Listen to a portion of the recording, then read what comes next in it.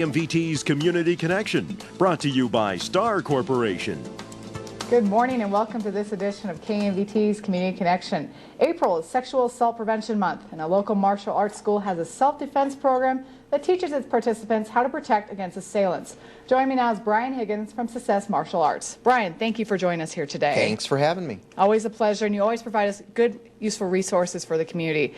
Let's talk about the topic of sexual assault or harassment. What have you been seeing out there from your students and your clients? You know, our concern is that teenage girls don't always have the world's greatest judgment, if that makes sense. That the concern is that they're the ones who are at risk.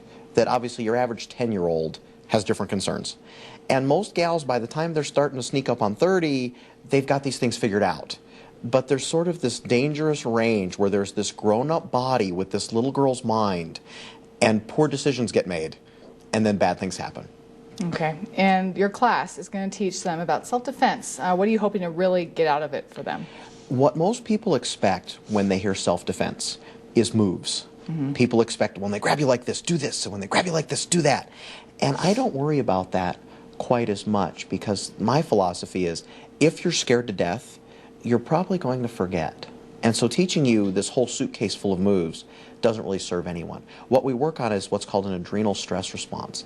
The idea is if you can keep your head when you're scared, then whatever you do is going to be more effective. So we do a lot of prevention education, how not to be in the wrong situation in the first place, and then how to keep your wits about you once you get upset, and then a few really basic physical techniques that anybody can figure out pretty quickly. So you're training more like 75% psychological versus 25% physical. How would you compare You know, that? it's that they're interwoven. That what we found is, one of my favorite examples is, have you ever been in an almost car accident where you didn't hit anything but you almost did? That's, well, you just had an adrenal stress response. You're very up.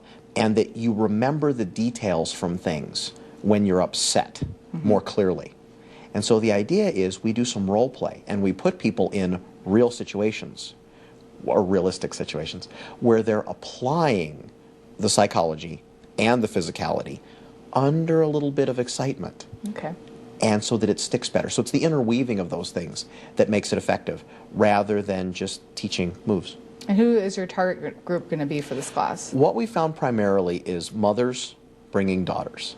That your average 12, 14, 17-year-old girl has better things to do on a Saturday than go to a self-defense clinic. However, her mother appreciates how important that is for her. And so what we tend to see is a mom grabbing a daughter and a friend, maybe another mom, and they come in as a group, and we're able to help all of them. Okay, but can men and boys come as well? Not usually. Okay. What I found is two things. One of them is men's concerns are different, especially in terms of liability, because a woman, if she's protecting herself, pretty much only has to say, he scared me, and she's okay. For a guy, you have to be a little bit more careful in terms of someone getting hurt, because you tend to be perceived as being more responsible. Doesn't make it right, but patterns are, juries tend to see things that way. And so we cover things with men a little differently. Also, for a room full of ladies, guys show up, and it changes the environment. And so we like to keep it as clean an environment as possible to help the girls be more effective. Okay, well, if you want more information, 733-8910, coming up on the 10th at 10 a.m., located at the YMCA on Elizabeth Street here in Twin Falls.